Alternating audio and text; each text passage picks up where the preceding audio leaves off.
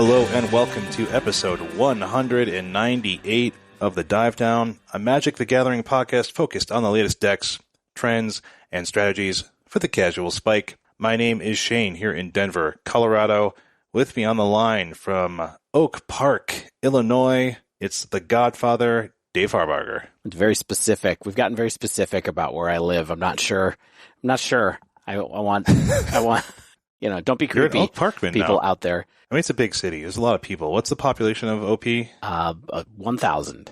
Oh, well, they're going to find you, David. No, it's like 60,000 or something like that. Oh, so it's like Lakewood. Yes, it's basically the same city as the city we grew up in on the west side of Cleveland. Yeah, Lakewood, they're going to Ohio. find us now. Yeah. So, Dave, yeah. How was your weekend? I mean, I survived. How was your weekend? I had a good time. I had a buddy in from Cleveland, by the way. Anyone I know? You might have met Derek once. He's one of my old motorbike friends. I think yeah. Yeah, he's a good guy. And yeah, so he came out, we had some fun. That kind of stuff. But you were around much younger people. I spent an entire weekend building up to readying for preparing, cleaning, setting up for a 7-year-old birthday party. Yeah. So you cleaned for the 7-year-old's birthday party. Oh my God. Well, we cleaned for their parents. This house, you could have eaten birthday cake off the floor, Shane, and maybe I did when nobody was looking. Like it falls down, there's some scraps, the dog doesn't get to him fast enough, all mine. Oh, me and that dog are always fighting over the scraps. Are you kidding? The two lowest members of every household are the dad and the dog. Did you go in the bounce house? Oh no, the bounce house can't contain me. We got a giant. This bounce house was huge, Shane. It was huge. Bounce mansion. It was kind of a bounce mansion. Yeah, there were like 13 kids in it at different points in time. 13, 14 kids. Oh my gosh. Yeah. Were they just like ricocheting off each other, like head injuries? I constantly had to yell into the side of the bounce house. Children's names. Cut it out. Da-da-da, and then, manage it. I mean, I don't know if you know about this phenomenon since you don't have the children's as well, Shane, but there's a phenomena of the drop off. Okay. Where, we sent out an invitation. We weren't very clear about whether we wanted people to stay. We didn't say whether it was a drop off or not. And we were hoping, most parents would stay, and we got some beers and we got some sandwiches to give to parents, and like very few parents stayed. So it was just me and my wife and like 15 first graders. So you were homeschooling. It was like it was a rough 3 hours. It was the longest 3 hours of my life. I'm sure the children appreciate it, Dave. They were like, "Thank you, Mr. Harbarger." Those kids, they all called me Dave. They got no respect. Hey, Dave. That's so casual. Yeah, I know. They're really casual. Such casual energy. Well, I want some respect here from the nation, so let's do that. So obviously Stan's not here. He's got a lot of, just a lot of stuff going on, and sometimes you just can't properly prepare for an episode. I mean, it's funny because these are my favorite episodes to do with y'all because, we sometimes have some little feisty conversations. We have brainstorming conversations, and I look forward to it. But, the episodes with just me and you, Dave, they do have a special energy. I think that you might have broken him last week by yelling at him about how bad Hercule was. I'm not sure. I have guilt about that. I have lingering guilt. But, I'm not going to, don't make me start talking about Hercule. We don't talk about this Hercule. Week. We don't talk about Hercule, but we do talk about... I only played that song 5 times during the birthday party. Surface Pressure, and we don't talk about Bruno. Well, we are going to talk about this week. We will be probably fairly briefly talking about the NRG Fort Wayne results. It's another Team Trios. It's a 5K modern trial on Sunday. Then we will get quickly into our part 2 of Bromancing the Power Stones Jewel of the Nile. Is there actually a Romancing the Stones part 2? Yeah, it's called Jewel of the Nile. Beautiful. Is that also Zemeckis, or did he hand off the IP? It is not a Zemeckis movie, but it is the same stars. But it has the incredible song I was obsessed with when I was in first grade by Billy Ocean was the theme song, and it's called When the Going Get Tough, the Tough Get Going. That was from Jewel of the Nile. I don't know if you remember this. Maybe we can outro with that one. Let's get the rights. Let's quickly write them and get the okay that we can use that for our outro music. Yep. Get out of my dreams, get into my podcast. And maybe we'll have time for just a little one-on-one convo to wind things down, but don't count on it. First, some brief housekeeping. Just have a few new patrons in TJ M and David S. I feel like we talked about David S. Pumpkins last week. I'm sure that David S. also hates, I'm sure no one calls David S. But when we do, then he's David S. Pumpkins. So thank you both for joining the Dive Down Nation. No increased tiers, no new reviews that I could find this week. But if you want to be like TJ and David, you can head on over to patreon.com/thedivedown. It's the best way to support us directly, keep us going, keep things financed over here at Dive Down Central. And we appreciate all of you who have joined in the past, who have been part of the nation, who are thinking about joining. You can get access to the Discord. You can get all of the cool swag like, stickers, pins, tokens, playmats, deck boxes, all that good stuff by patreon.com/thedivedown. That's right. And if you would like to support us while playing Magic Online, you can rent Magic the Gathering playing cards at manatraders.com. Manatraders.com is the rental service that we've been using for 4 years at this point, long before they were our sponsors. We were using them to be able to play leagues, and guess what? I'm still doing it. Maybe we'll talk about the deck I've been playing a little bit more, but this week I've been playing Pioneer Phoenix, getting ready to have some thoughts and keep an eye on Pioneer coming into the RC in Atlanta, which I, of course, am not playing in, but been enjoying that. There are LCQs, Dave, and you are getting there early. That's true. You have a chance. That's true. I don't have a chance, but I might play in one anyway. But if you would like to give us a little bit of support when you go check out Mana Traders, you can use code THEDiveDown15 to get 10% off your first 2 months of Magic Online card rentals. And then if you'd like to play with paper cards, if you like that, you can check out our partner, Nerd Rage Gaming, to use the code DIVE8 to get 8% off of cards that you order from them.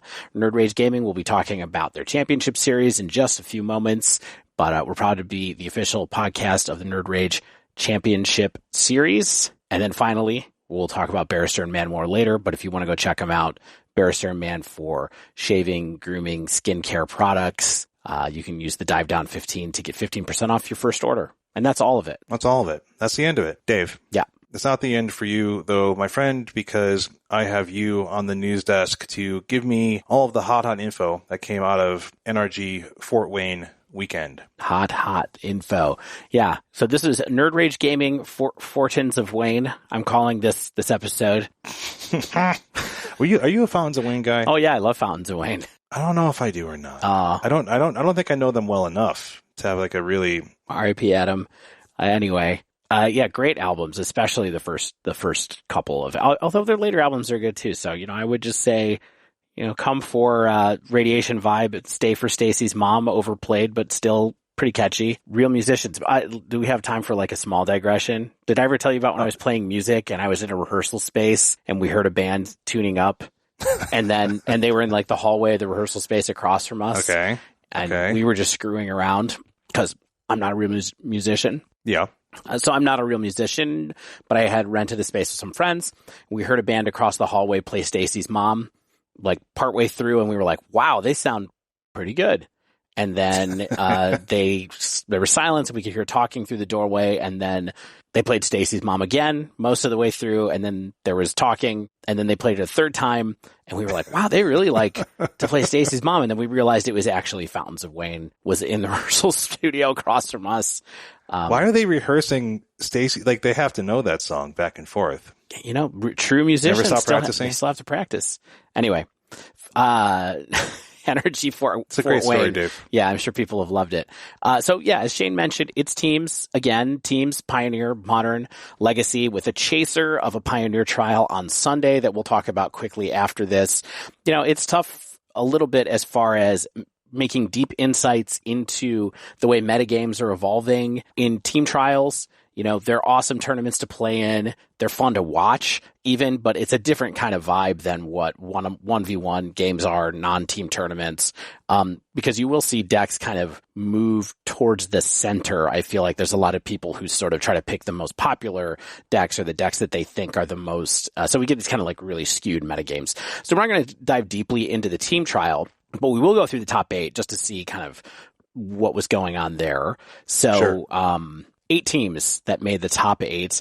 The team that came in first, I know, amazing. Weird that it would be 8 that made the top 8. We don't have first names for these people, for what it's worth. I'm lucky. I think we have last names for them. I also just want to echo one thing. I found a tweet from Fire Shoes, aka Robert Taylor.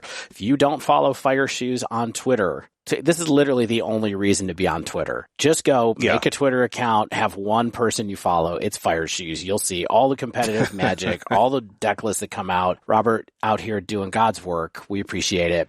But I found a good thread on Fire Shoes' Twitter about the top 8 of this tournament. So in first place was, and I'm just going to say last names, Wilson Wright, McKinnon Crowley, and McKinnon Duggins. Not sure which pilot was on which deck, but they were on Mono Green Devotion, Jeskai Breach, and Mono Red Painter in Legacy. So Mono Green Devotion, this is the winning team. Mono Green Devotion didn't really have anything new in this particular list. Jeskai Breach was the Grape Shot version. There was no Thassa's Oracle and Tooth Teferi in this one. So not trying to do the fully decking thing, trying to more storm off. And then Mono Red Painter in Legacy, just sweet, lots of broken cards. That's what I'm going to say about every Legacy deck. Second place, Washburn Moses, Suleiman, that would be Raja Suleiman, by the way, I believe. And then Malali is Connor Malali. I'm not familiar with Washburn Moses. I think that might be Adam. But so that was Mono Green Devotion with Karn Silex in the sideboard, but not much else new away from the stock list there. We saw a new card. Karn Silex. I know. Amazing. Blue-White Control. I'm assuming that Raja Suleiman was the pilot of this one.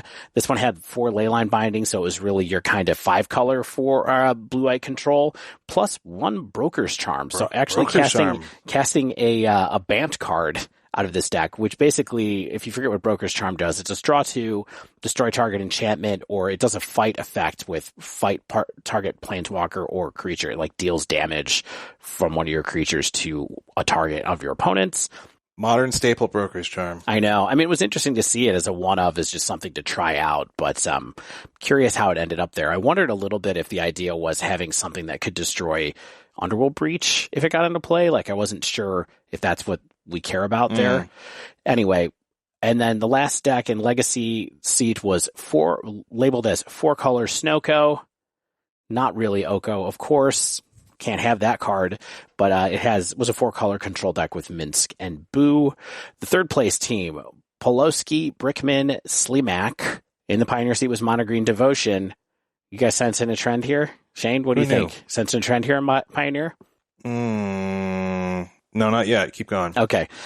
This particular build happened to have Teferi, who, whatever's the sunset, slows the sun. Watches sunsets peacefully. Yeah, for your kind of infinite combo there. Also a main deck Sky Sovereign, which is pretty interesting. You don't see a lot of cards that could be Karn targets in the main deck of Mono Green Devotion often. And I feel like they probably just wanted a 5th Sky Sovereign is essentially maybe what that is. So you have 2 in the sideboard, 1 in the main board, and your 4 Karns to be able to go and get that card. People do really like that card these days. In the modern seat on this team was 4-color control. This is your Kahira 4-color control deck. Pretty much everything you would imagine. 60 card used to be Yorion. Now it's just Kahira. Yeah, who needs those extra cards? Exactly. They didn't need them. I told you. Still be popular. This is actually pretty close to the deck that Stan took to an RCQ this weekend for what it's worth. That's what, we talked about it last week. He did go and compete in that RCQ. And then in the Legacy seat for this team, Naya Depths. I don't get into Legacy, but this deck was super interesting. It was kind of Elvish Reclaimer, crop rotation, doing all the stuff to get Dark Depths into play, get those tokens off of it, and then also Minsk and Boo for value, I guess. 4th place team, Berglund, Glonek, Termini. In the Pioneer seat, Bant Spirits. Bant Spirits. Here it comes. In the modern seat, 5-color creativity. This is what you would expect out of 5-color creativity. A 1-of Sundering Titan in the side as kind of your alternate game plan if you're going to go up against, swap out your targets that you're creativity into in games 2 and 3. I feel like that must have something to do with everybody running these 5 domain mana bases where you just get to take off 5 different lands of theirs probably. Alt threats are always interesting. And then in the Legacy seat, Oops All Spells. Oops All Spells in Legacy, complete with Balustrade Spy and the other one, just like the modern deck used to have. Undercity Informer, yeah. Interesting. I'm pretty sure that this deck, for what it's worth, it's those cards, Rituals, Lotus Petals, Elvish, and Simian Spirit Guide. I think this probably just kills people on turn 1, is kind of the idea, because you can essentially Dark Ritual into Balustrade Spy, I think is the one that costs 3, or maybe it's Undercity Informant is the one that costs 3. But surprise. Yeah. You can. I think there's certain combinations that you could go off on turn 1. We're just force checking people is what that is. Do you have Force at Will? No? Okay. And then 5th place, Outerhoff, Palorico, and Loras. So Pioneer seat on this one, is it Phoenix? Like I mentioned, I've been playing this deck a little bit lately. It's a stock list here. 2 Temporal Trespass, 3 Treasure Cruise, all the normal stuff. The sideboard is interesting a little bit where it has 2 copies of Burn Down the House and 2 Invoke the Winds. I haven't seen those too much, but pretty interesting. Modern seat, 4 color elementals. It's really 4 color Karuga. This is somebody playing the everything costs more than 3 mana, Touch of the Spirit Realm deck like Stan has talked about. Yeah. One interesting card that I saw in here, an additional piece of removal that they felt comfortable running, Dismember, because that is a card that you can run in a deck with Kahira if you'd like to, and pretty useful. 1 mana, -5/-5. And Karuga. You don't want to have too many of these, but, Karuga. But Dismember's a good card. And then is it Delver in the Legacy seat here? 6th place. This is Piper Powell, Skylar Warfield, and Shea Strausman. 3 players that, we are familiar with on here.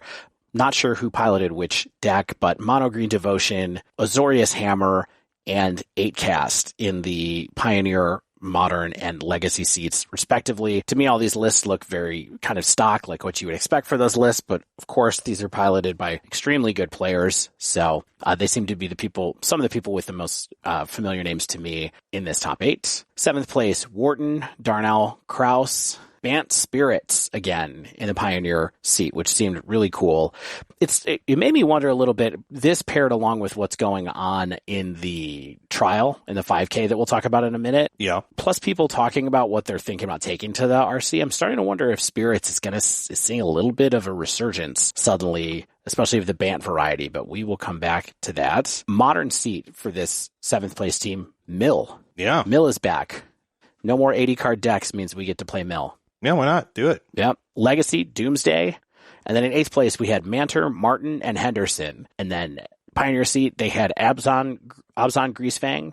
Is it Murktide in the Modern seat? And another Oops All Spells slot in Legacy. Almost the exact same list, I think, as the other person who is running this in Legacy, too. So there you have it. There's your top 8. As I said, the winning decks were Mono Green Devotion, Jeskai Breach, Mono Red Painter. Wow, that's a lot of mono green and a lot of 4 color-ish control in Modern. So it's like Modern Green and Pioneer, 4 colors control in Modern. Surprised? Not surprised? I mean, I feel like we're seeing a slight shift in the results of Modern. I'm not sure if it's because it's a paper tournament and it's a modest field, and we can't tell a lot about what creeps to the top in these. But if you look at the metagame of Modern, we're still seeing a lot of Is it Murktide? Amulet Titan is up there this weekend. Golgari Yawgmoth and Azorius Hammer and Burn and Living End. All those decks were present, between 4 to 7 copies.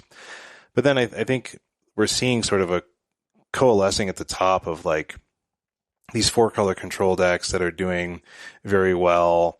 And, just out of the top 8, we're seeing some things like Golgari Yawgmoth and Amulet Titan and a Dredge even. It's called 5 color mill, which I think is actually pretty clever. Oh.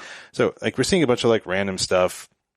But please, then when I'm please looking name at this your top decks 8, right, though, people. Come on. Maybe this might have been maybe. I feel like I'm just gonna give people the benefit of the doubt sometimes, where it's maybe they're being auto categorized or something. But we're seeing 5 color creativity. We're seeing 4 color control / elementals decks with Kahira and Karuga. Still seeing things like Azorius Hammer and Jeskai Breach, of course. Yeah, I mean it's interesting that the 4 color decks that are here in Modern, even let's say the control-ish decks, if you want to even expand that circle and include, basically we're talking about the Renin 6-ish decks, even though Blue-Eye Control doesn't have Renin 6-ish. Maybe I'm talking about Leyline binding decks here. We have Blue-Eye Control, with Leyline Binding to work.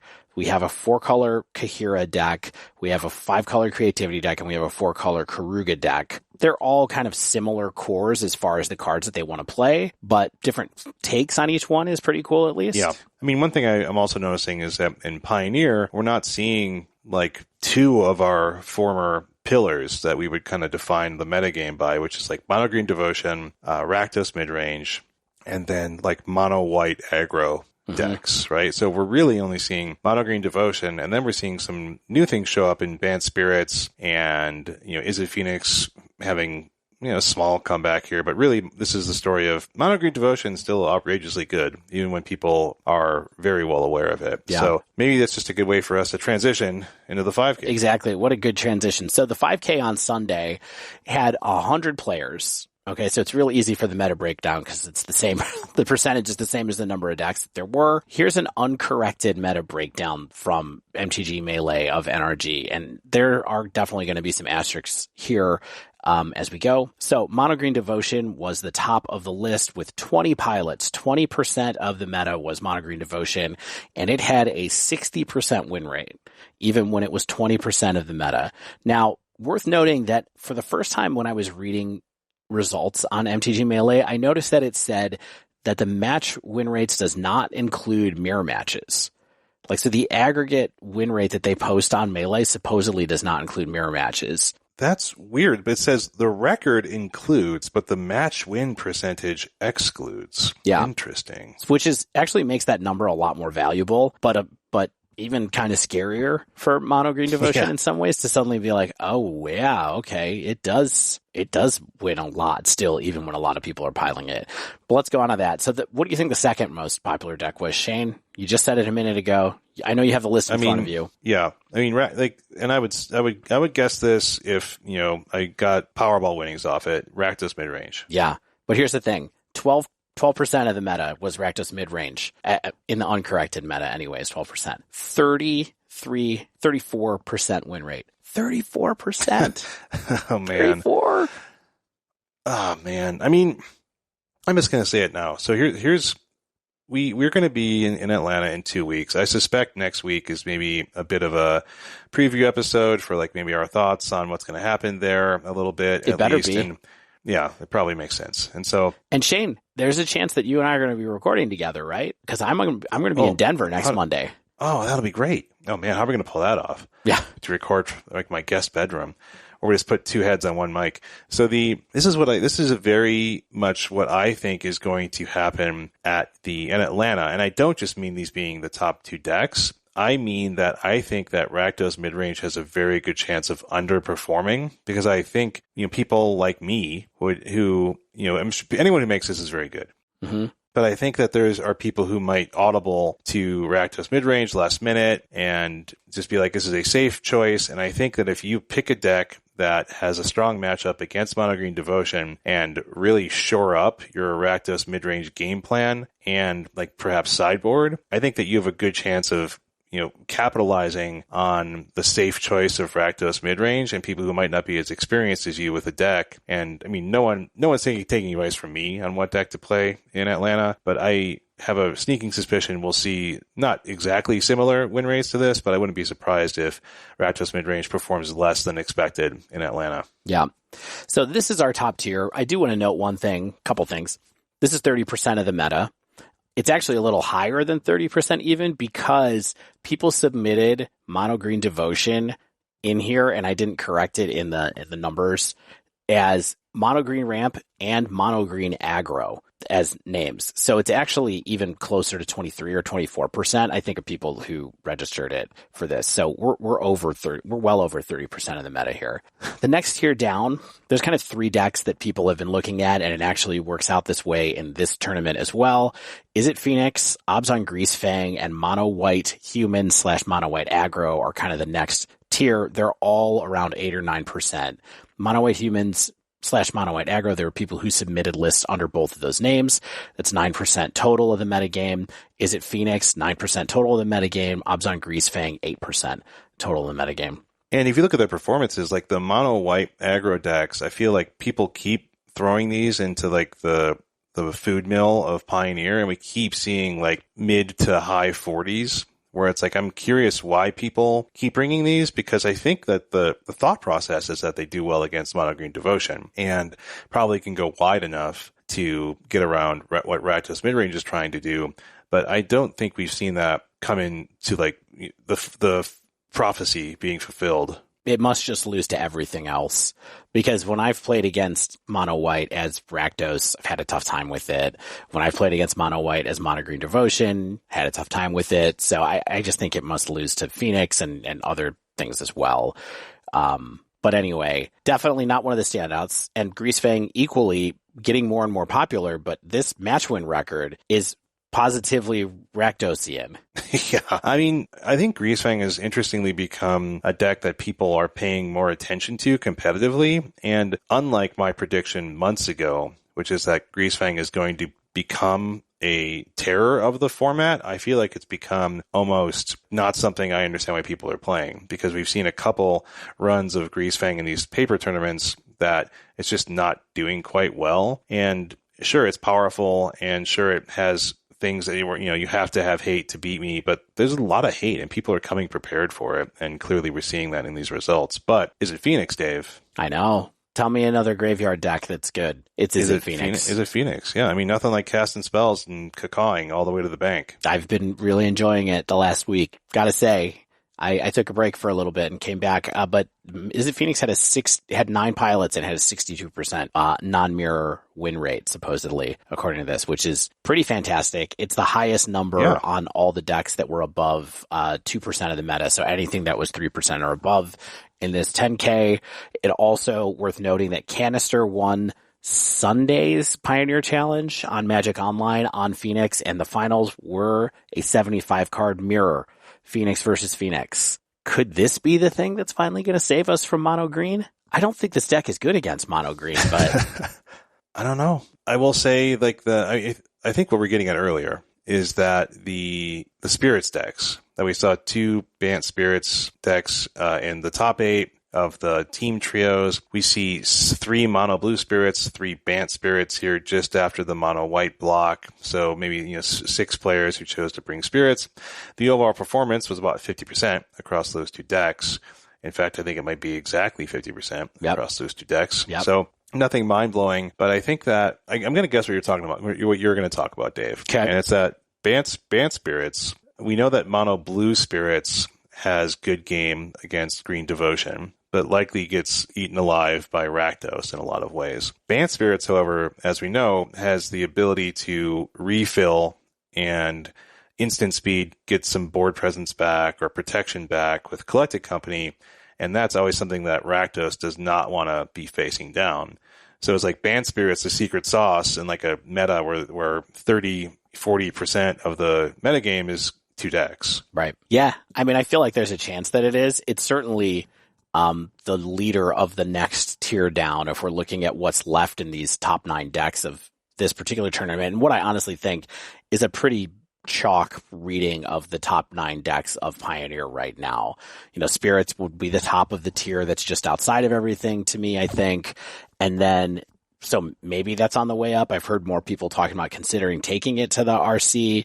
I think that it's also a deck that people can pick up if they're used to playing spirits in other formats. It's a tribal tempo-y deck, and so it's not as hard to maybe learn the lines as some of these other decks are. Yeah, and then we have Azorius Controls at 9th deck, I think, right? 8th deck, actually. There's one more deck after that that was above 3% of the meta, but Azorius Control is the 8th deck. It's actually probably the 7th if we put together mono blue I see and what we're Bant. talking about, yeah. But the thing about mono blue control is I think that it's been a pillar in Pioneer for a while, but this particular Azorius tournament, Control, right? Oh, sorry. Azorius Control, yes. It's been a pillar in Pioneer, but in this particular tournament, it really had a not great match win percentage, and it was really buoyed by George Jabbour, like well-known blue-white control player who had a good record, and then a couple of players who dropped out with bad records. So I think that a couple of people went 2-1, basically, or 2-2, someone went 1-2, something like that. So small sample size there. Blue's going to be around. Blue-white's going to be around, though. And then the last deck is something that's actually has a match win percentage in the high 50s that I have seen lately, or the mid 50s, let's say. And that is 5-color Fires Enigmatic Incarnation, not Incantation, it's Incarnation. Enigmatic Incarnation. Have you seen this deck, Shane? Have you played this deck? Okay, so Enigmatic Incarnation is the thing that you can sacrifice an enchantment to get a creature of 1 mana value higher? Yes. Okay. I have seen it, but I've probably seen like prototypes of what this deck has become. So recently I did a league. I played against versions of this deck 3 times in the same league. That makes me feel like people are starting to take a look at it. It's an interesting toolboxy deck. You know, it's sort of a combination of ramp, because you're playing things like Wolfwillow Haven, you're playing things like, playing Fires, of course, and then you're trying to get that in Incarnation out there so that you can get what you need. And so, for example, I had somebody go Wolfwillow in, what's Wolfwillow called again? I just said it a minute ago. Wolfwillow Haven? Yeah, Wolfwillow Haven, and sacrifice that to go and get a Sky Shroud apparition to be able to take out a bunch of my Phoenixes. This is the type of stuff that it can do. Yeah. Seems like a big brain deck. Yeah, it kind of is. It's got a bunch of one-ofs and stuff. It's got Fable of the Mirror Breaker. It's really leaning into making Fable really good, Fires, and all those kind of things. So it's like, why have a Karn board when I can just have like as many creatures as I want? Right. At different mana values. It's in the deck. It's there already. It's already there. It's already there, Dave. Let's talk about this top 8. Pretty interesting top 8. Oh, yeah, we go with top 8, don't we? Yep, we can do it quickly. Interesting top 8. Adam Washburn-Moses, who I think I was talking about in the top 8 of the team tournament, going to check really quickly. Yeah, was in second place in the team tournament, comes in as the number 1 seed coming out of the Swiss with a mono-white control list. It's really mono-white Devotion. It's a Karn deck with Sarah Paragon in it. We'll come back to that in a minute. Harlan Furrer with mono-white aggro. Vinny Fino with mono-green Devotion. Daniel Kristoff, mono-blue Spirits. Nathaniel Wilson, Selesnya Angels. Matthew Watts, mono-green Devotion. Andrew Wolfius, Boros Heroic. And Zach Vincent, Is It Phoenix. A lot of rogues in here. Yeah. And remember when aggro, like Boros Heroic and like Is It Prowess and things like that were sticking their head above ground? Yeah. Those poor decks. Yeah. I don't think they're doing anything right now. Getting rid of EI certainly hurt the Is It version, and then I think that Rakdos being so good makes Boros pretty tough to play as well. But the most interesting list, so Selesnya Angels was what won, so congrats to Nathaniel Wilson there with a kind of off-meta deck. Of course, it's a deck that people certainly pay attention to in Explorer and on Arena maybe a bit more than they do in Paper Pioneer. But, the deck is there. The deck exists. It's got good cards in it. It also is headlined by Sarah Paragon in some places. But this mono-white control list that led the Swiss was, it's interesting. It's got a splash for red for Fable to play Fable. It's got Sarah Paragon. It's got Karn and a Karn board. So it's kind of a different take on using Nykthos as well to kind of power out a bunch of really big turns. I'm very curious to see if there's a rogue deck like this that might emerge at the top of the meta in Pioneer when we get to the RC, a secret brew that someone has figured out. For example, people have been talking a lot lately about Grinning Ignis combo, and we have not seen that appear anywhere yet, but it's starting to gain steam, wondering if that's also something that people might be start to look at. So I think that there could be some upheaval in the RC before. That card's not Pioneer legal. What's that? Upheaval. Not upheaval. Yeah.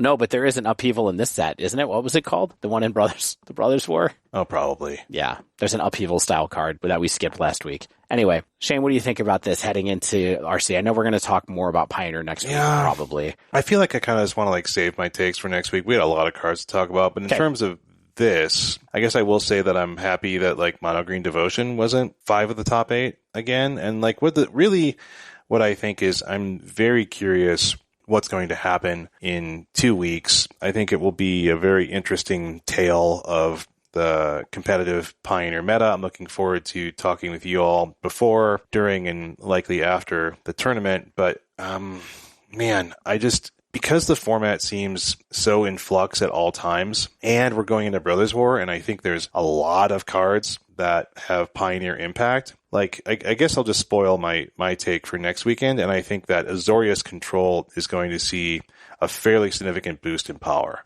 in this set. And there's cards we talked about last week, and maybe some will talk about this week. But I think primarily Teferi and Urza's Silex, I think, are going to do a good amount for that deck in Pioneer. Interesting. I think Teferi is actually better than we even gave it credit for, because it's so good at being whatever you need it to be. It's so good at being an aggressive blue planeswalker. It's good at being a value blue planeswalker. I think it's really going to do something. Okay, I love it. Here's what I think. Yeah. I think Mono Green Devotion dominates the weekend, and we're all disappointed about it. But that's just how I feel right now. Because of all the new artifacts? That, and also just so many people putting time into learning it. They're not going to get off of it. But let's see. It's been the villain for a little bit. We're going to talk a lot more about cards from Brothers War that might be good in Mono Green Devotion right after this. So stay with us.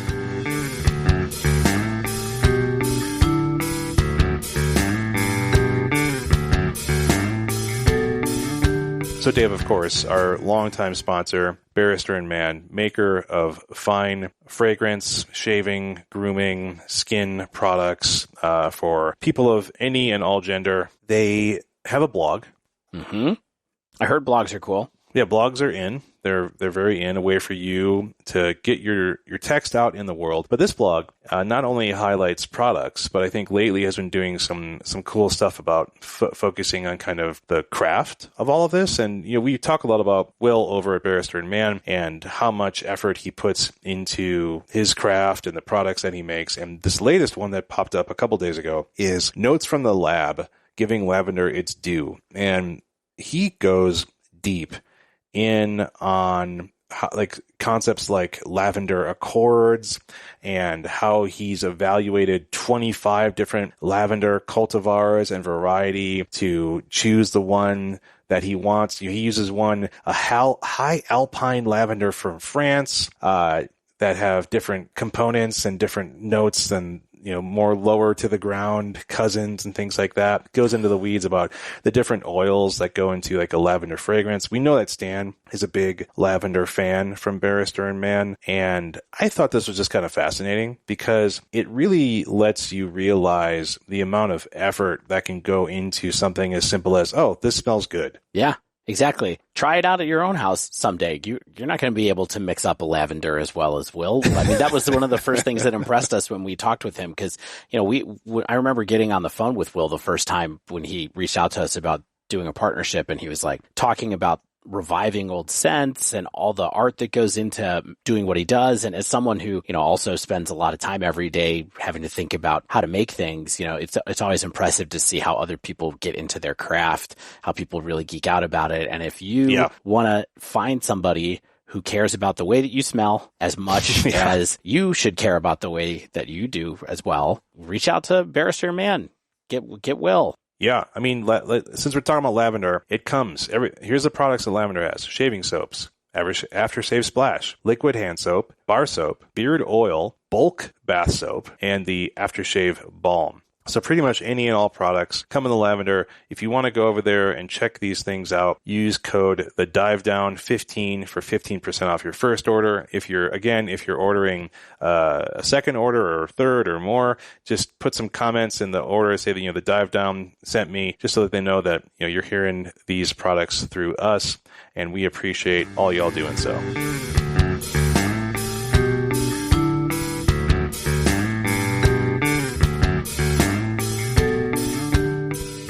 Last week, yes, talked about so many cards in such depth that we had to leave some on the chopping block for that week.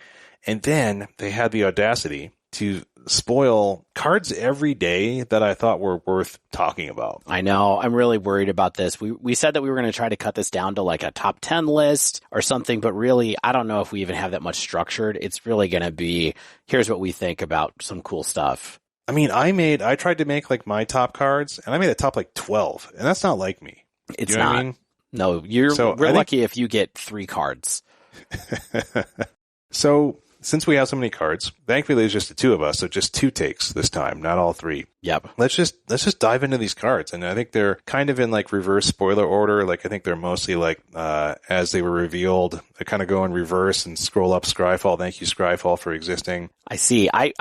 You know what I do here? I order by mana value. Yes, that's not smart too, because that's good for our formats. But speaking of low mana values. Yes, I want to talk about things that fit a very certain niche in Modern, and maybe these cards will be good enough to be other places. But I do think that there are a few interesting Urz's, Saga, Third Chapter trigger targets that we can talk about really quickly. What's the first one? Well, the first one is Haywire Mite, which costs a single colorless and is artifact creature insects. It says, when Haywire Mite dies, you gain 2 life. It's a 1/1, and it has green, sacrifice Haywire Mite, exile target non-creature artifact or non-creature enchantment.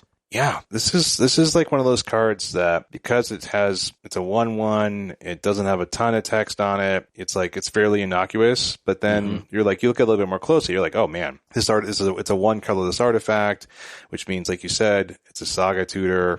You can sack it, gain 2 life, exile one of those non-creature artifacts or enchantments that's like bugging you. You can keep it around for insurance. Like where it's just like, hey, this is going to live here for a while. Give me some artifact synergies if needed. And then if you ever play one of those targets for it, I can just pop this thing for a green and then take care of it. And gain 2 life, which isn't huge, but can sometimes be helpful for sure. Yeah, I mean, I think that this card is very medium power level, but very high utility. And it's the type of thing that I think fits Saga game plans pretty well. You know, the cards that we search up with Saga aren't that amazing. Really, I mean, it's Shadow Spear, which is a very cool card, and it's, Nihil Spell Bomb and Mishra's Bauble, and I think that this fits that story pretty well if you want to go that way. I don't know if there's certainly lots of things that you can search up with Karn from this set. I don't know that this card gets there. There's other cards that fit the mold a little bit better that are more impactful, but it's cheap. It's cheap way to exile an enchantment. Next card, Mishra's Research Deck. Single colorless. This is a card that I added and I was interested in. It's an artifact. It has single colorless tap, sacrifice Mishra's Research Desk, exile the top 2 cards of your library, choose 1 until the end of your next turn. You may play that card, and it has Unearth for a single generic and a red to come back and do it again. Weird to see a non-creature artifact with Unearth. Like how it gains haste. Yes, they do all artifacts. Yes, thank you.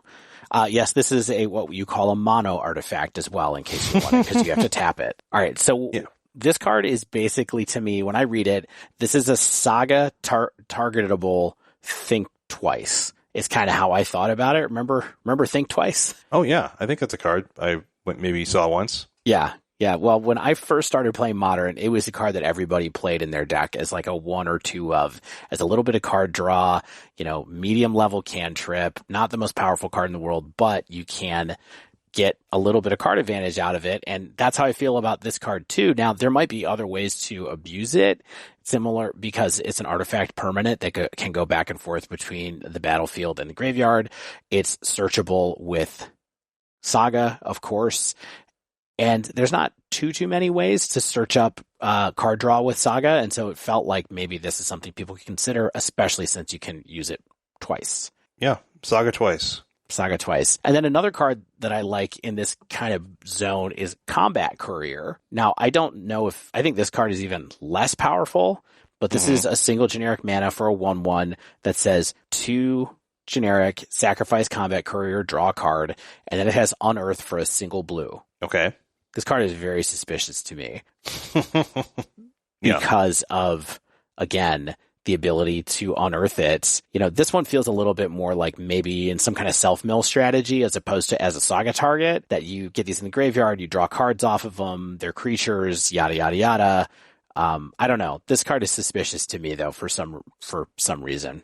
Yeah, I don't disagree. Yeah, I'm down. I'm down for all these, sure. Okay, so. All right.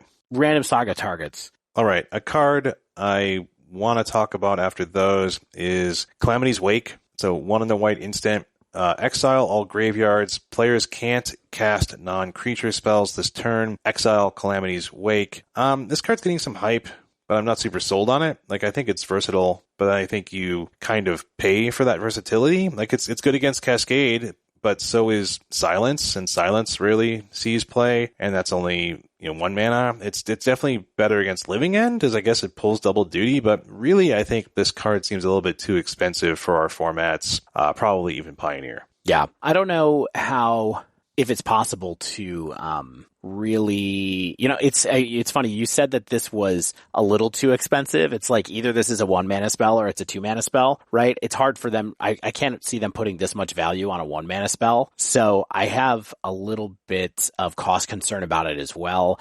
I know that this is supposed to be like, hey, you can get 1 sideboard slot for a lot of different decks with this one thing. I think that's pretty good. The problem for me with this is that these are one-shot effects. And so it's not something that's persistently good against people trying to cast a lot of spells like Chalice of the Void would be. And it's not something that's persistently good like Rest in Peace. Calamity's Wake, I feel like it's the one-shotness that makes me the most worried, not the cost. Yeah, I just wanted to bring this up because I think it's getting some hype. I'm not high on it myself.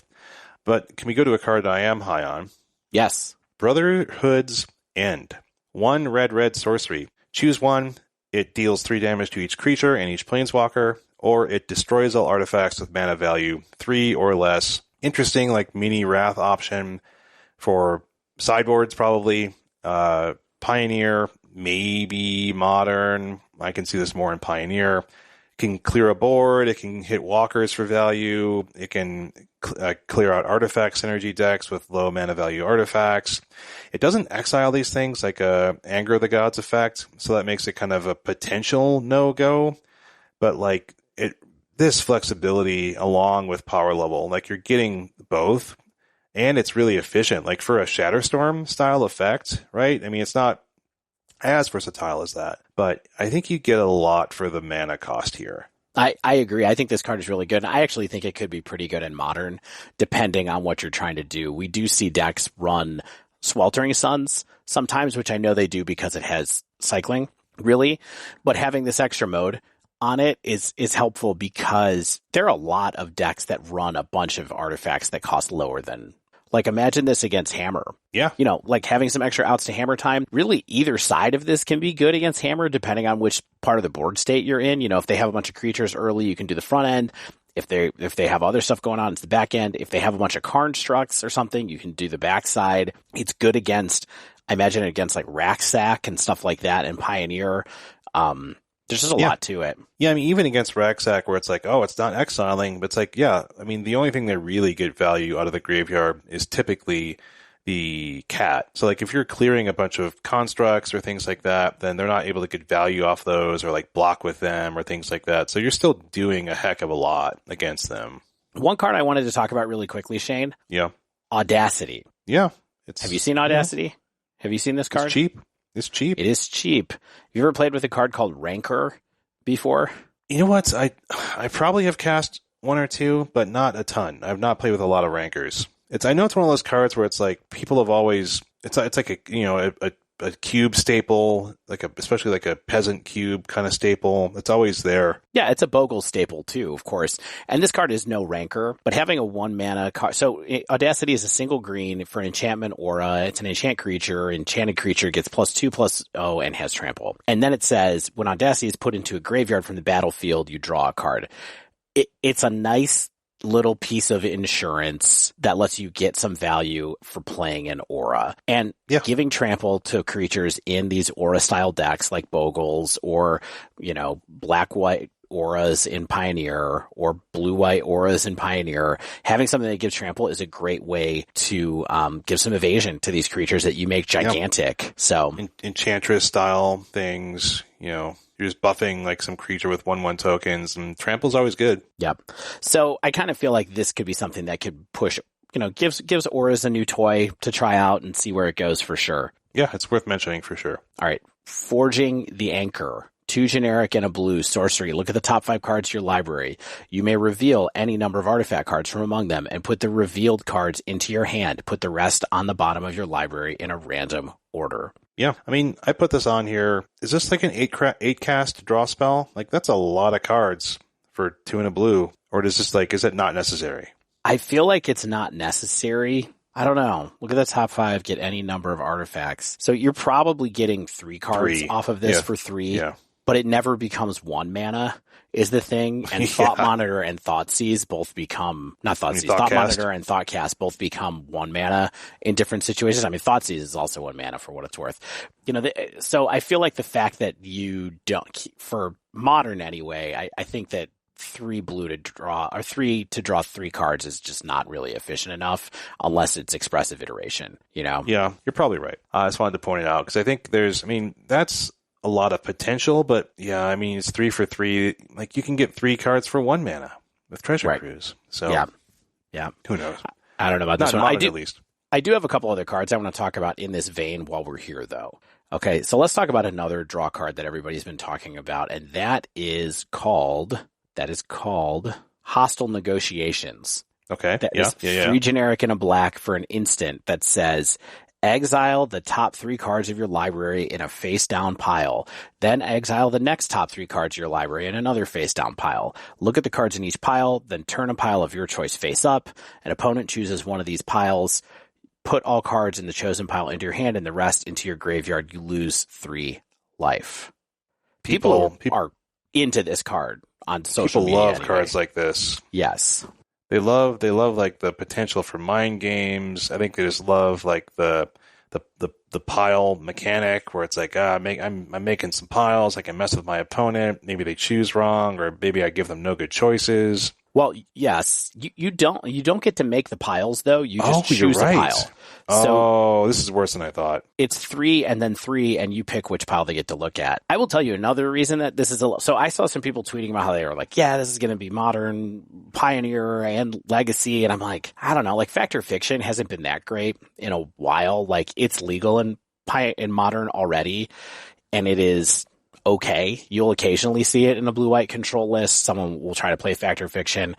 I also kind of think that this card is maybe not as good or the same as a card that just came out in Dominaria United called Shadow Prophecy. Have you played with that at all? No, we've talked about it though. I'm aware of it. I've played with it a little bit in Creativity for what it's worth, and Shadow Prophecy does a pretty similar thing, except for you get to pick where the cards go. So if you have Domain 5, for 2 and a black, you get to look at the top 5 cards of your deck at instant speed, put 2 in your hand and the other 3 in your graveyard. Sure, it's 1 less card. It's also 1 less mana, but you get to pick everything yourself. Yeah. So picking is good. I don't know. Giving your opponent choices, usually not very good. I mean, I think if anything, it's maybe potentially Pioneer power level, but like I think really it's more cute than good, and I think that this concept fascinates people, where it's like, like I said, the piles and the picking and things like that. But I think ultimately this is probably not what I want to be doing, like just because I'm not controlling this enough, and it costs 4. Yep, that's kind of how I feel about it too. All right, one last card draw-esque card before we go on, and that card is Diabolic Intent. I think we should talk about here. For sure. Okay, so Diabolic Intent is a generic and a black for a sorcery, and it says... Is this a reprint, or is this a new card that emulates something old? So it's both. So this is a reprint from a long time ago. I think this card was in Torment, maybe. I mean, it is pre-modern era design. And it says, as an additional cost to cast this spell, sacrifice a creature, search your library for a card, put that card into your hand, then shuffle. So it's Demonic Tutor with a sacrifice a creature clause. That's what this is. Okay. Demonic Tutor, Shane, have you ever played with Demonic Tutor? Heck no. Okay.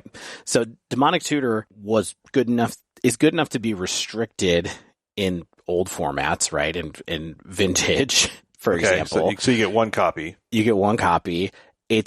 Hasn't been printed in, of course, years and years and years and years and years and years. It's like a $40 card, because I think the last time it was printed was in Revised, legitimately printed in a set. And tutors are good, right? It has the low cost of sacrificing a creature. Now, the power of a tutor is very much determined by the rest of the cards in the format, right? Like there's a big difference between you tutoring up Ancestral Recall and you tutoring up, even tutoring up something like EI, Yeah. Extra mana, less powerful card. But I do think this is something, and a lot of people, I think, agree that this is something that's going to be used depending on the format we're working in. It's efficiently costed, And I think that there's enough stuff where like you can even sacrifice for value and then get like a payoff that you need to take advantage of that sacrifice, something from the graveyard. Yeah, I mean, the big one that people have been slotting this in with immediately is play this in a deck with Stitcher Supplier, right? Yeah. So you turn 1 Stitcher Supplier, put 3 cards in your graveyard, turn 2, sacrifice the Stitcher Supplier to get whatever combo piece you need, put another 3 cards in the graveyard. There you go. Bob's your flavor uncle. to taste. Yeah. I also think that this has the potential to be used in something even as simple as like Rack Sack, like I was talking about earlier, where do you need a cat? Do you have a cat? You want to get something else? Do you want to get your Mayhem Devil? Like maybe you can. I think the one thing that's interesting is that tutors used to just be okay to run for value. And I'm not sure in this era of Magic if tutoring something up and putting it into your hand is really powerful enough anymore when most cards are pretty good. Right? Like most cards deliver value. They're in your deck because they deliver a lot of value. So I do think that you're going to want to use this to look for specific things as opposed to just being like, you know. I mean, could this see play in Yawgmoth? Maybe not. Yeah. I mean, a lot of sacrifice fodder. Yeah, tons of sacrifice fodder for value. And frequently you just really need to get your Yawgmoth online, right? And or maybe like it's a grist or anything that you need or something you need to protect yourself, or like it is a toolbox deck, especially post sideboard. But, I don't know that deck well enough to know if it can make room for a card like this, but I can definitely see the synergies there. Yeah, the tricky thing here is that going along my lines of like, is tutoring good enough anymore? We've had access to a 4-mana tutor, of course. That's way too expensive. We've also had access to a 3-mana tutor for about a year and a half now in Grim Tutor, right? Which was printed in M21. And that sniffed no play in any of these formats. Like nobody uses Grim Tutor. So now we have a 2-mana tutor that you can jump through some hoops to have make happen. I'll be very curious to see if it gets picked up. And then I'll also be curious to see if they keep pushing it towards even lower costs until, we have tutors that are playable in this era of design. I don't know. Yeah, because like you said, I think there's a lot of conditions your deck needs to meet. And usually it's I can win or come close to win or turn the corner in a really significant way. And like you said, whether that's a Mayhem Devil or like a Yawgmoth or any number of turn the corner type cards, I think that you're right. Like, is this something that can just be played for value in like a sack deck, or, there's a lot of opportunity here, and I think people will experiment with that. Yeah. All right. Arcane Proxy. Explain to me why this card is good. This totally missed me. I don't know. I don't know if it's good or not. Okay. So it's a 7 generic mana artifact creature wizard. It has when it ETBs, you can, if you cast it, exile target instant or sorcery card with mana value less than or equal to its power from your graveyard. Copy that card. You may cast the copy without paying its mana cost, but the prototype cost on this is 1 blue. It's a 2/1 at that point. So what does that mean? You can basically cast any instant or sorcery with mana value 2 or less from your graveyard. Shane, this still doesn't sound very good. This can be played in Cascade decks. So you can effectively recast Cascade spells for 1 blue. And I think that's a possibility, but the issue here is it does not cast the card the first time. So this could maybe be a sideboard card for like grindy counterspell matchups, maybe. But then you can also just say, why don't I just play Endurance and like shuffle my graveyard back into my library and just run like a few more Cascade spells. Like maybe I'm running Ardent Pleas or something like that, like some people are doing, where they're trying to go out to maybe like 10 Cascade spells. I think that, I don't know if this is the kind of thing that's actually going to see play, but I see the opportunity there. But I don't know if, typically these Cascade decks don't have a lot of room in the sideboard. They want to run like 3 to 4 ofs that really shore up particular matchups. But this is another option, I think, that also is on game plan of casting Cascade spells. Mm-hmm. I think it's interesting. I think it's interesting in the sense that it doesn't cast Living End when it comes into play, of course, which you don't really want it to. But it does come back as like a kind of big-ish creature. It's not a huge creature in that deck, but it comes back as a 4/3 if it's in your graveyard when you cast Living End. So I don't know. Maybe it fits into that. It's a thing. It's a thing that exists. It's a piece of cardboard. So after that piece of cardboard, Dave, do you want to talk about something I think we're both into and both see some kind of potential here? And that's Third Path Iconoclast. Sure. It's a blue-red, so is it mana, a human monk creature. It's a 2/1. And whenever you cast a non-creature spell, create a 1/1 colorless soldier artifact creature token. So this, of course, is reminiscent of Young Pyromancer. Yeah, absolutely. Little more than reminiscent, right? Yeah. I mean, it isn't mana, but Young Pyromancer is typically, most frequently, I think, seen in Izzet decks nowadays just because of the spell slinger style that those decks have. It's sometimes main deck, sometimes a sideboard juke to flood the board with creatures. This, interestingly, though, triggers off of all non-creature spells, and it makes artifacts instead of elementals. So I think this could get pretty quickly out of hand by casting cheap artifacts to trigger this. You make more artifacts you can potentially do things with. Even if you don't even need some artifact synergy, I think it's likely going to be better in many shells that would have run Pyromancer anyway. And so I think that there's a lot of application here in the same way that there's a lot of potential Pyromancer application, but I think the fact that it makes artifacts and the fact that it triggers off of all non-creature spells gives us more play and more places where it can do something that's more synergistic than I'm making a lot of creatures by casting spells. Totally agree. The only problem I have is for all the times that I've tried playing with Young Pyromancer lately across a few different decks, whether that is it Prowess in Pioneer or Phoenix, that's a sideboard plan in Pioneer or in Modern occasionally. I don't remember the last time that I had my Young Pyromancer plan work out. And maybe it's because I don't know how to play the card, or I don't know. It just never seems to get there for me. And I'm always like, yeah, this is my plan for X type of decks. And it's like, nah, Pyromancer just dies and I didn't have enough spells to use it, or I top deck one. It's not a bad card. And I'm honestly kind of amazed that they printed another one of these, because part of me also wonders if we're just playing 8 Young Pyromancers now. Are we just going to have a deck where it's just Opts and Monastery Swiftspear and 8 of these, and then that's what we're doing. That's what we're doing in Pioneer or even in Modern. I don't know, but yeah, I mean that's a concern, right? Is that no matter how you slice it, it's still a 2/1 that you don't really want to expose on turn 2, and it's really easy to see the upside, but the downside is legitimate. Yeah, but I mean at the same time, there's a lot of downside for cards that are potentially more aggressive, where it's like, yeah, if I draw this, mopey 2-drop on turn 7, I'm not going to immediately win the game with it unless I'm really getting lucky. But I just think that the artifacts, we've just seen the artifact creep over the past few years, where just generating cardboard that has the text artifact on it is sometimes enough to do something with.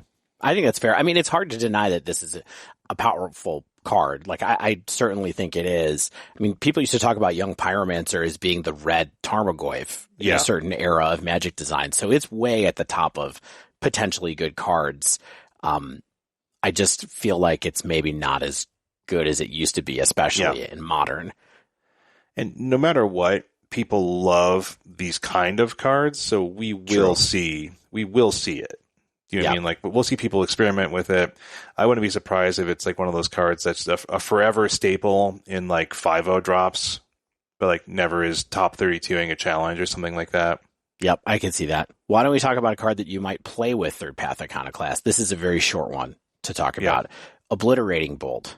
Yeah. I misread this card on the spoiler. So this is a generic and a red for a sorcery. Obliterating Bolt deals 4 damage to target creature or planeswalker. Literally 2 weeks ago, I was looking at people playing Lava Coil in their sideboards in mono red and Pioneer and going, why is there not one of these that hits planeswalkers? Guess what? There is now. Yeah, it's straight up strictly better than Lava Coil. Yeah. And this is a card that's needed for Pioneer. It's a good thing that it's been made, I think, personally, to help decks that are extremely red heavy like this have a target that does extra damage to planeswalkers. I definitely, when I was playing mono red recently, really wanted more tools to be able to just kill Karn or Kiora when I was playing mono green devotion, and this just ups the count of those that you have access to so much. What's red typically running to hit walkers? You're gonna have to give me a minute to look up the list, but basically it was burn spells. Like it was skewer the critics. Yeah, you know, you're right. That kind of thing. Is skewer, yeah. I mean, I think this card is really good, honestly. Like, I think Lava Coil is one of those cards that you kind of have to run because of the exile ability.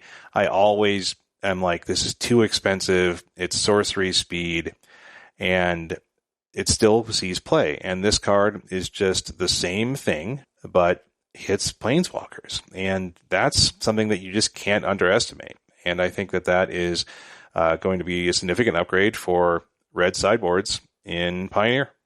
Yep, totally agree. Taking a look at a mono green deck from Fort Wayne, someone who did not have a great day, but they just kind of have nothing against. I mean, they have Play with Fire, they have Wild Slash, and they have Skewer the Critics. Those all hit planeswalkers, but none of them do 4 damage.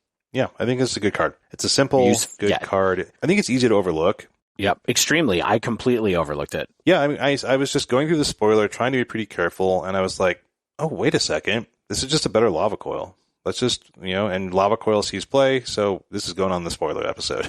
Yeah, absolutely. Next cards to talk about. Should we talk about some Karn stuff for a minute? Yeah, let's do it. Let's do the Karn.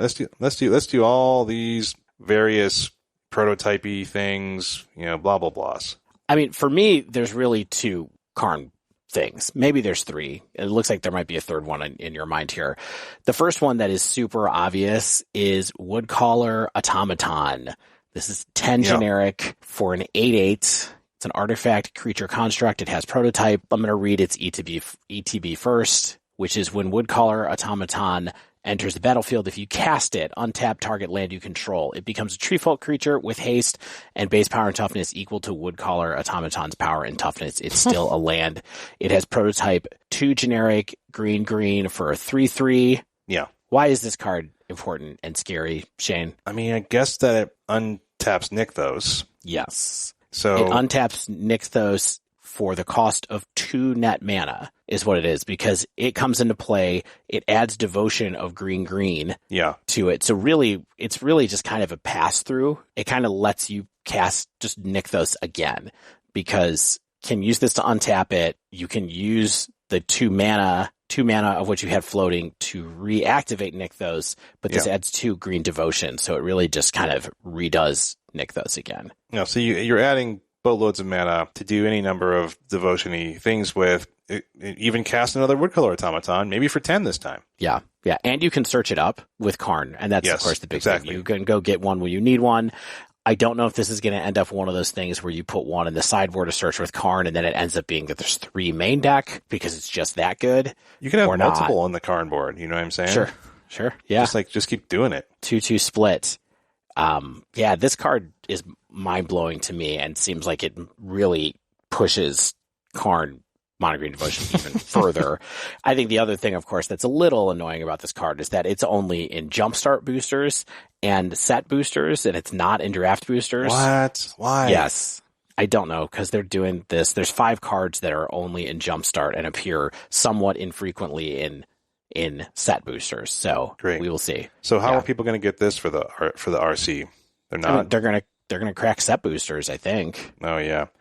I mean, Todd Anderson said on Twitter, this has to be the final nail in the coffin for like something in Mono Green Devotion, likely Karn. It's one of those things where it's like, yeah, like how good is this? And then like you kind of think about the play patterns and what it actually enables, and I'm like, oh, it's pretty darn good. Yeah. I mean, this is just. I don't think there's anything more to talk about with this. It's just this is the card that makes me think that Mono Green Devotion is really going to be busted even more so now at the RC.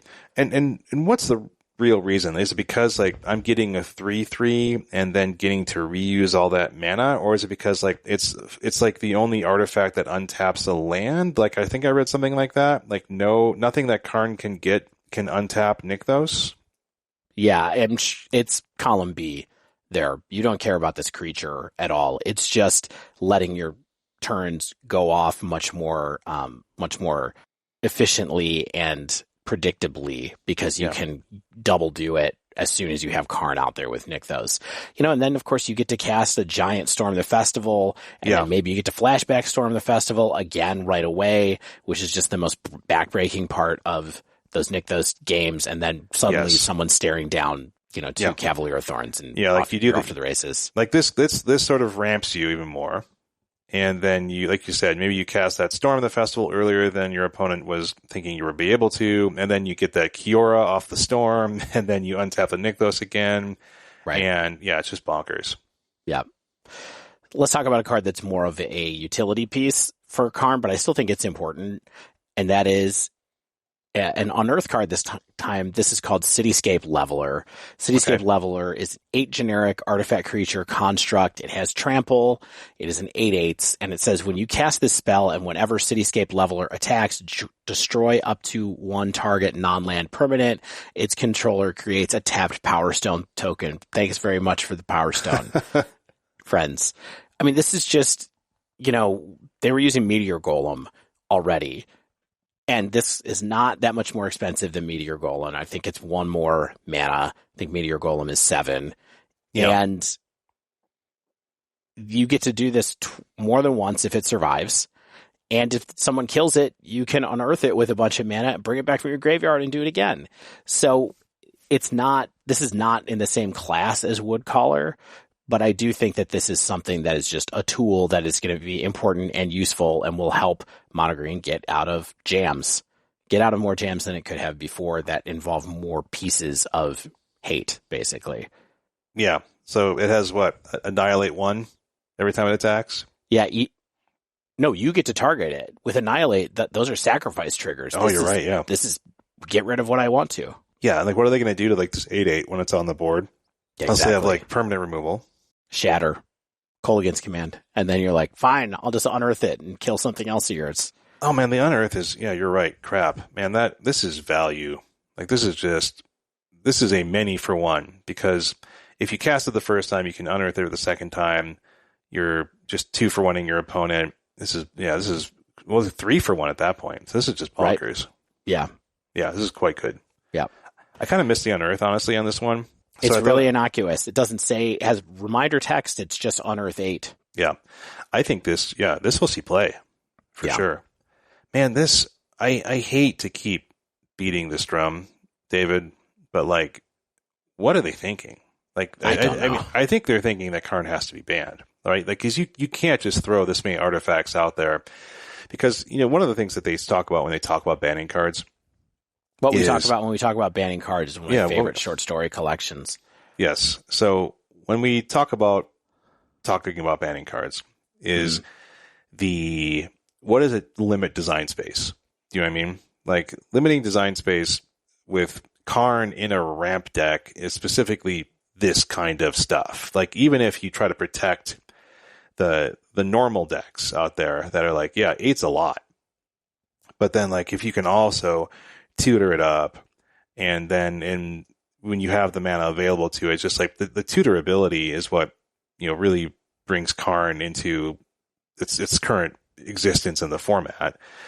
And so the only really downside is crap, how am I going to fit only 15 cards in my sideboard? Yeah, exactly. Well, I think this next card that you have on the list actually plays into that story a lot, because this card has Play Me with Nykthos and Karn written all over it, but I don't think there's space. I don't think there's room in the inn for this card.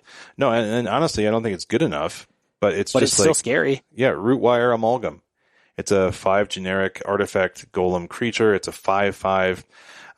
It has prototype 1 and a green, which makes it a 2/3. It has a 3 green activated ability where you sacrifice it. I don't know if it's activated or not. Sacrifice Rootwire Amalgam. That's activated. Yeah, thank you. Yeah, because that's a colon. Create an XX colorless golem artifact creature token where X is 3 times Rootwire Amalgam's power. It gains haste until end of turn. Activate only as a sorcery. So if you can make 10 green mana, or 3 green mana, and a bunch of other ones, then you have a 15/15 haste creature. I mean, note that it does die to Fatal Push. It does not have trample, but it is still a 15/15 haster for 10. And so, we know of a deck in Pioneer that does make 10 green mana. I mean, even Modern, but no way like Amulet Titan is going to run this card. Right. And I don't even think Mono Green Devotion is going to run this card, but it exists. And if you're playing at your FNM and someone wants to get a little bit wild, like they're just going to be like, yeah, I've got this Rootwire Amalgam in my sideboard and I'm going to make a 15/15 creature that you have to deal with at some point. It's not like the token goes away. It's just going to keep bashing in. Can I throw out a wild suggestion here that just occurred to me looking at this? What if this is a direction that Nykthos goes after Karn is banned? Yeah, I mean, just as a creature in your deck? Yeah, it's just a creature in your deck with, it's a 2-drop that you can play, or if you can really get Nykthos going later when you have all your green pips out there and you can get up to 10, then you have Rootwire Amalgam and you just fireball somebody, along with your layer of the Hydras to just power up these like giant creatures if you want to. I don't know. Yeah, I mean, typically like gigantic, efficiently costed green things are usually like, oh, they get deducted in cost based on your other board creatures. So it feels kind of like a win more. And like, it's not always that high utility. Like you don't need anything besides mana. But in that, if you have that much mana, you're likely also winning. So it's like, what is this really doing for me that something else wouldn't? Like a more tech piece. So again, I think it's just like, what is this? This is bonkers. Yeah, I agree. You want to talk about something else that might be bonkers? Yeah, go on. Arms Race. Okay. Arms 3 Race. generic and a red enchantment. It has an activated ability, Shane, because this also has a colon on it. For 3 generic and a red, you may put an artifact card from your hand onto the battlefield. It gains haste. Sacrifice it at the beginning of your next end step. In case you think that sounds familiar, this is basically sneak attack that says artifact instead of creature and costs 3 generic mana more to activate. Legacy staple sneak attack, everybody. Here it is. It's more expensive to activate and more restrictive to play. Yeah. But this is a card style that people have been using for a long time to sneak giant monsters into play. And guess what this set is filled with? Giant artifact monsters. Giant monsters. Yes. But they go away. So like, what do you do here? What value are you getting out of it? How are you winning with it? So in Legacy, what you do is you use this to get, it's a redundant piece that you use to sneak out an early Emrakul. Sure. You do it with not an artifact. Show and Tell. Right, you do it with Show and Tell or you do this. Well, we don't have Emrakul and Pioneer either. Do we have Artifactical? Yeah, Artifactical. I mean, I just think that this is going to attract attention for people to put out whatever giant artifacts they can find in here. Maybe you're blitzing out your Cityscape Leveler and getting rid of 2 of your opponent's permanents for the cost of 4 mana, and then later in the game, you are bringing that card back. Oh, do you exile? Let me see. Where is... No, just sacrifice it. Just sacrifice it, yeah. So you do get to do the Undying later. Yeah. I just think this is a card that people are going to mess with. And then you know that people are going to look at this in Modern to try to cast Blightsteel Colossus against people when they're not seeing it, which is a card that's been lying dormant in Modern for a really long time, looking for a good way to be sneaked out into play. This is pretty expensive for Modern, of course, but just try to stop people from making hasty Blightsteel Colossuses. You can't. Yeah, I mean, against the odds, here we come, but I don't think this is, like, terrible. I think it has, like, a lot of application, and I definitely think we're going to see, like, Seth making some decks on some videos. So, yeah, keep your eyes open. So I want to talk about one more artifact creature, however, and this is another one I'm not sure is good, but it does, in fact, exist, and that's Bladecoil Serpent. It's X mana 6 artifact creature serpent, 5/4. A lot of text. So basically, it has different you can use different color mana, of course, for the mana cost. And when it ETBs, for each blue spent to cast it, you draw a card. For each black spent to cast it, each opponent discards a card. For each red spent to cast it, it gets +1/+0, gains trample and haste until end of turn. So This is not a modern card. I don't think Grixis is much of a deck anywhere. But this is importantly, How dare you? It does not need to be played in Grixis to be good. Like, you simply, if you have 6 red mana lying around and you can cast this, it becomes an 8/4 trample haster, which is like not too shabby. I mean, like I said, I think it's just like interesting where it's like it has color flexibility to do very different things.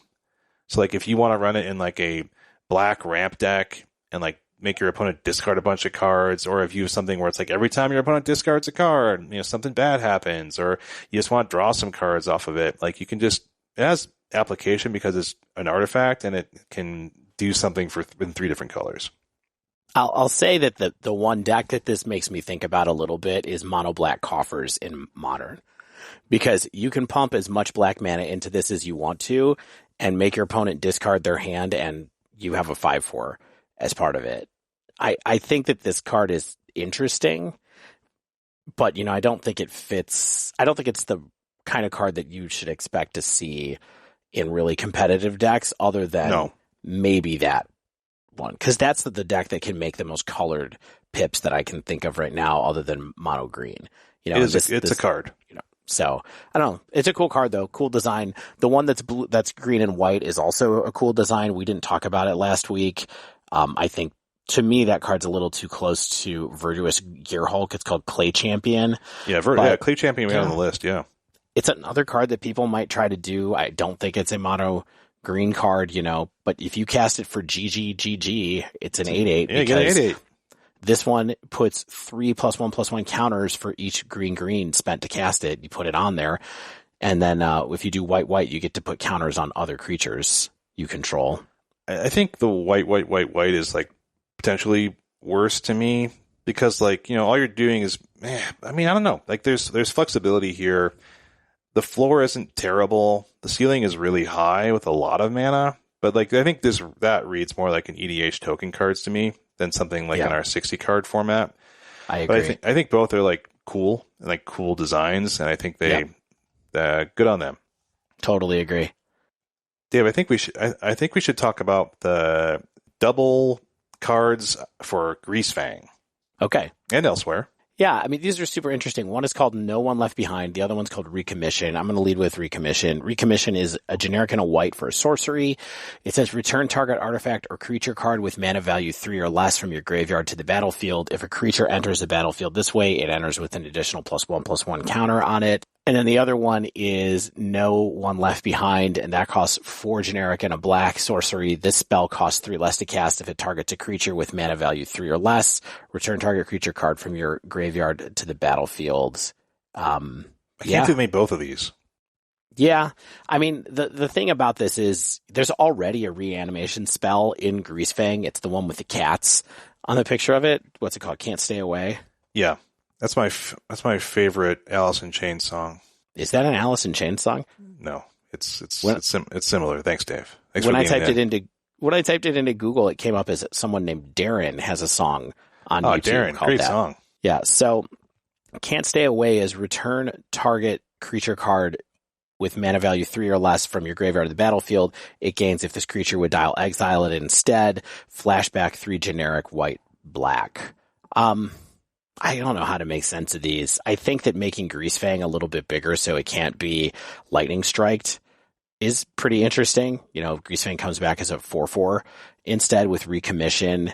I think No One Left Behind is just sort of an interesting note in the sense that it exists. It reduces the casting cost, but I'm kind of like, why do they have both these cards in the same set? They're different colors, of course, but yes. I think Recommission is the one that I found, and then you were like, wait a second, No One Left Behind is the same card too. So I think that this is good for Pioneer Greasefang. Like, there's not a lot of effects like this card at this cost that I could really find, but I could be missing something. Like, hey, Shane, they could already be playing other cards like this, but I think Recommission is an interesting mix of cost and power for a particular deck like this. Do you think that they play 4 Can't Stay Away and 2 Recommission or something like that? Or Yeah, you may just add more. Like, why not just have more Can't Stay Away? I mean, one of the benefits of Can't Stay Away is that the flashback, of course, right? Where it's like, Right. not only did I do it once, but also if I mill it, then Right. it's just kind of like lurking there. Whereas Recommission doesn't have that ability. But I think maybe it's like a sideboard card where it's just like, hey, some extra reanimator effects. Like if I think my Greasefang's going to get killed a lot, and just continue the grind. But I don't know.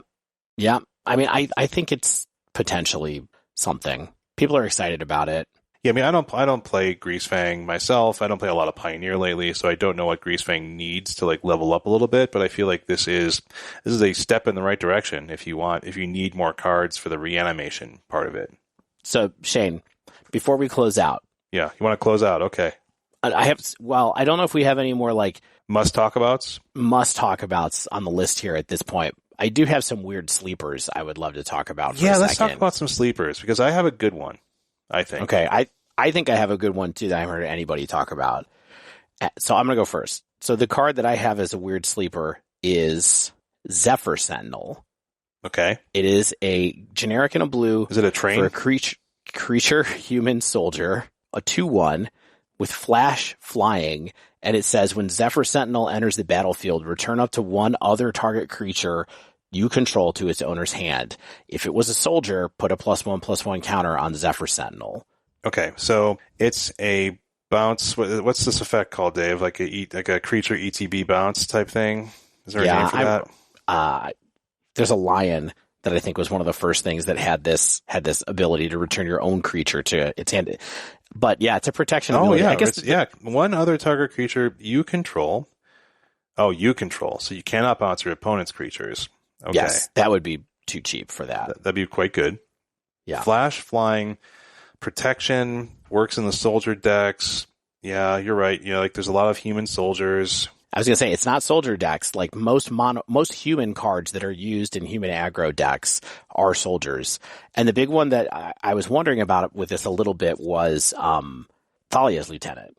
Mm-hmm, so being able to pick up your Thalia's Lieutenant, make a giant flyer, then drop Thalia's Lieutenant again, make the flyer bigger, make your whole team bigger again, potentially to do it as a way to dodge removal, seemed like a pretty interesting way to have a little bit of interactivity in a deck that doesn't often have a lot of it.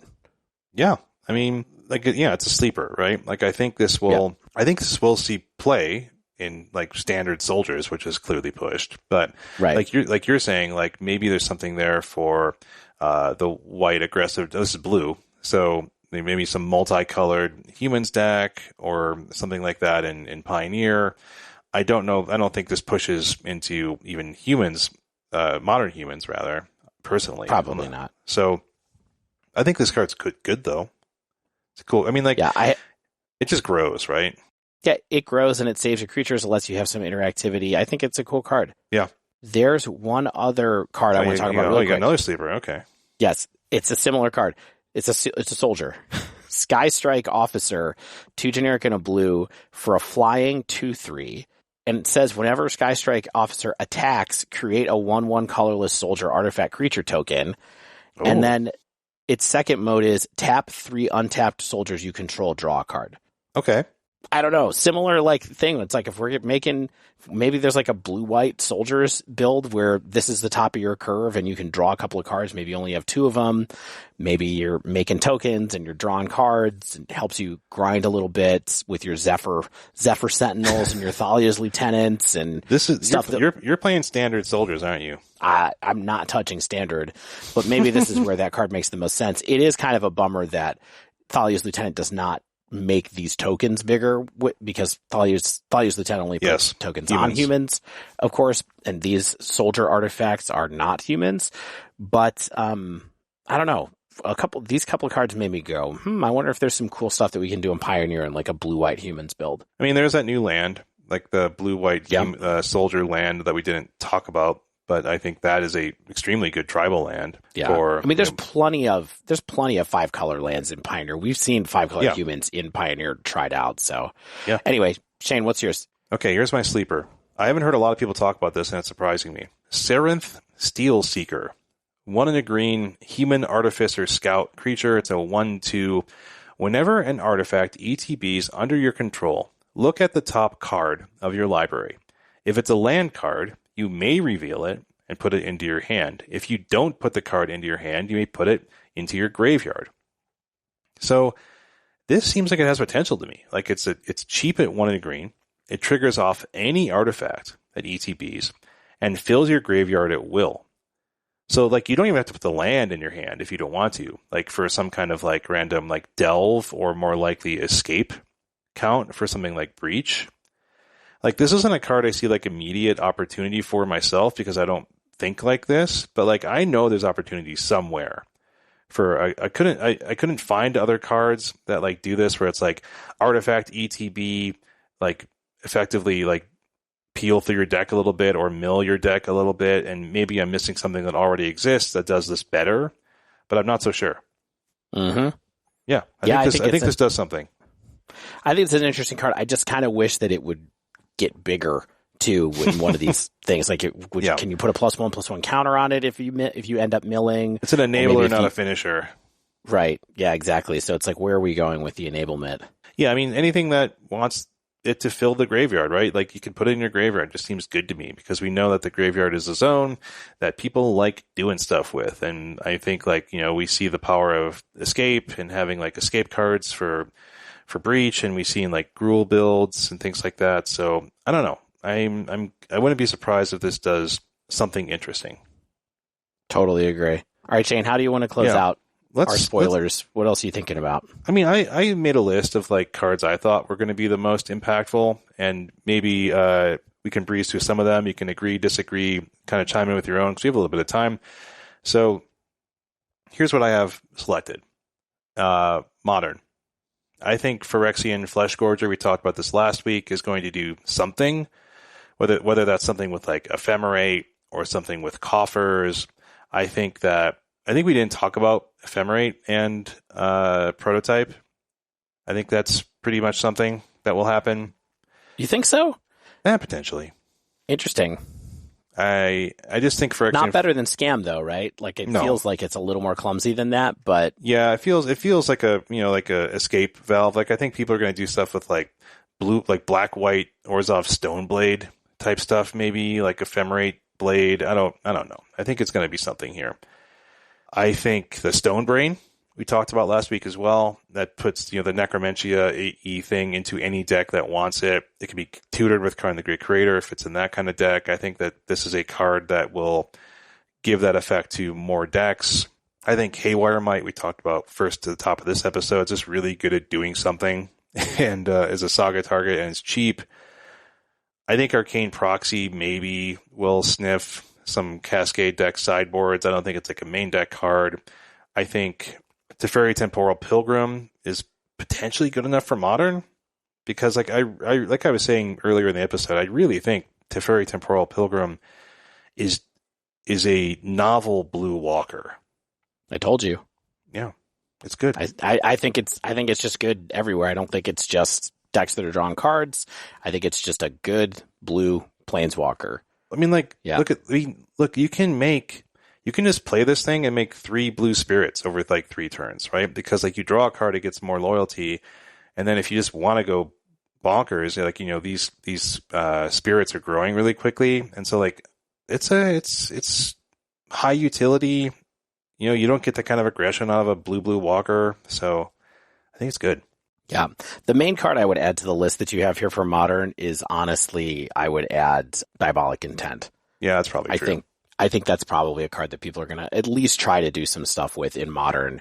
Who knows what ad nause style annoyances it's going to bring into the world, but that's kind of where I feel like my mindset is at with this.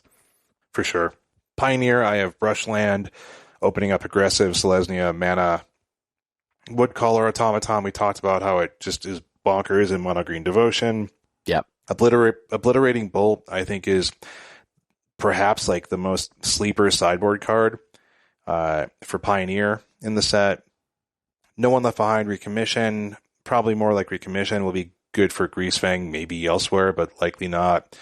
And then I think, I was talking about it earlier, Urza Silex, I think for white-based control decks, I think Urza Silex does a lot, and then the upside of getting a walker out of your deck is really big. I think being a little bit underappreciated perhaps. And then combining that with Teferi Temporal Pilgrim, I think will push these Azorius control decks in Pioneer more forward as well. And Third Path Iconoclast, I mean, we might see it in Modern, we might see it in Pioneer. Yeah, I mean, as much as I was a little down on Young Pyromancer effects, I kind of think this is the best. This is one of the best non-rares, non-mythics in the set, for sure. You know, I think that list is kind of short, but yeah, I mean, I agree with these lists that you have. Stasis Coffin, that Karn tutor, that one that gives you protection for a reasonable cost and goes to exile, can got back with Karn. Too annoying not to see some play, probably. I don't know. I think this set has like sort of, even beyond like, oh no, Karn tutors has become something that I think is going to have a pretty interesting impact. I think the creatures are fairly weak on the whole. I think there's a lot of interesting spells, a lot of like utility players, a lot of interesting sideboard cards.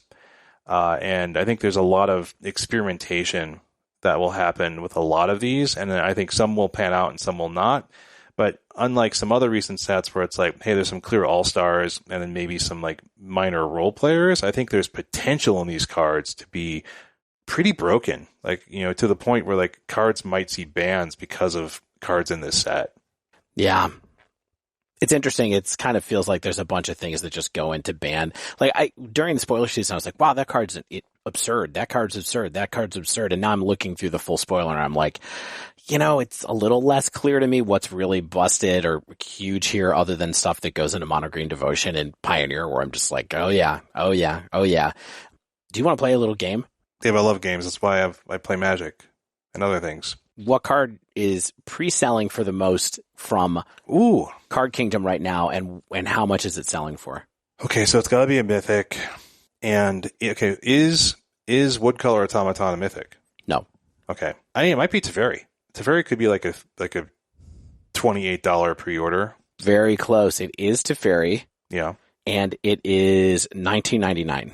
Oh, okay, and that's from CK. So TCG might be like 16, 17. Exactly. Okay, so it's a little bit over, but I mean that's also a lot because there's a lot of good cards in this set it's not one of those things where it's like this is the only good mythic type thing. I think that. So yeah, I mean I could have guessed lower, but I'm happy with that. Woodcaller Automaton is selling for 49 cents on Card Kingdom right now. I would consider buying those if you. I guess you only probably want one, maybe a few more, but yeah, it's just a rare, right? Yes, it's just a rare, but it's supposed to be hard to find, but maybe they feel like it's not going to be hard for them to find. What do you think the second most expensive card in the set is, Shane? So I'm going to guess that this is going to be an EDH card, an EDH mythic, and this is my short list. I'm just going to look at the mythics and give myself a short list here. Awaken the Woods is one of them. Okay. Potentially Clay Champion. I think Selesnya Tokens is a popular deck in EDH. I could be totally wrong. Draconic Destiny. No. I think we've kind of underestimated Gix, Yawgmoth Praetor a little bit. That could be up there. You mean by not talking about it literally at all? Yes, I think there could be something there. In the Trenches is just like a mythic anthem. Man, I don't know. You tell me. I'm going to guess. I'm going to guess Awaken the Woods. It is Urza. Really? Urza Lord Protector, $17.99. How much is Awaken the Woods? $16.99. So it was a good guess. I was close. But there are two other cards that are $17.99. Okay. Oh man. Oh, two others. I'm just going to tell you what they are. I missed them. Okay. Urza Silex. Nope. Oh, poop. Yeah, it's not that good. It's pretty good. I'll just tell you what they are. Yeah, I like the guessing. Because one of them is a card that I actually think is one of the most impactful cards in the set. Yeah. And that is Phyrexian Fleshgorger, $17.99. Phyrexian Fleshgorger. Oh yeah, that one. We talked about that. Yes. I just talked about it. I talked about it in my top cards. So yeah. Yeah, I think it's one of the top cards in the set too. I just didn't realize that it was, or I'm not surprised at all that it is also one of the most expensive cards in the set. Anyway, thanks for playing, Shane. You did good. You did a good job. You know what, man? If there's one thing I like, it's spoiler season because I just get to brainstorm a little bit. But I think that wraps up this week's show. Stan, we missed you, but Dave, it's always good to have some one-on-one time with my old buddy Dave. But if all of you out there have not yet, why don't you subscribe to our pod on Spotify or Apple or whatever app you use. Then you get the latest episodes as soon as they come out. You don't have to remember to download. And if you use Apple Podcasts, think about leaving us a rating, a review. Tell us what you like about us. Makes us feel good about ourselves. Helps people find us out there in the Magic podcast realm. If you want to submit a question to us, reach out to us, tell us what you think. You can tweet us at The Dive Down, all one word. You can email thedivedown@gmail.com. Of course, if you want to support us, help keep us going, you can join the Patreon at patreon.com/thedivedown. We always want to shout out Mana Traders for being such a long-time partner with us here at The Dive Down. You can sign up for Mana Traders using promo code TheDiveDown15, all one word. Gives you 10% off your first 2 months of renting Magic Online cards. Of course, Barrister and Man, another longtime partner with us. If you want to get their awesome grooming gear, shaving soaps, body soaps, fragrances, all that kind of good stuff, barristerandman.com. Use code TheDiveDown15 for 15% off your first order. Nerd Rage Gaming, thanks for letting us be your partner as well. We love covering these events. And if you want to do a paper card order over at there, you can use code DIVE8 for 8% off your order. As always, thanks Nowhere. Thanks Spaceblood for letting us use your music. And until next time, get out there and flash. No, flash some soldiers. Not going to work. Gorge some flesh. No, it's a little violent imagery. Tanner, you have to let me I'm retaking this. Let me look here. Oh, go for the throat. No, too violent. That's it. This is the outro. Tanner, just run this. This is. It's good. Hello? Guys, this is Tanner, your audio engineer. Did you just leave? Are you gone? There's no outro? Oh, wait a minute. Maybe I finally get to do the outro. Okay, this is a big deal. I gotta make sure everything's right. We'll just dial up this reverb just a little bit, like this. Oh, yeah, that sounds powerful. Love it, love it. How about we get some 3D immersive kind of wiggly going on? Oh, yeah, that's good. Now how about a little beat? Yeah, that's perfect for an outro. Why don't these guys have to do the outro all the time? I should do this all the time. I'm great at this. All right, here we go. And until next time, get out there and review the Dive Down podcast.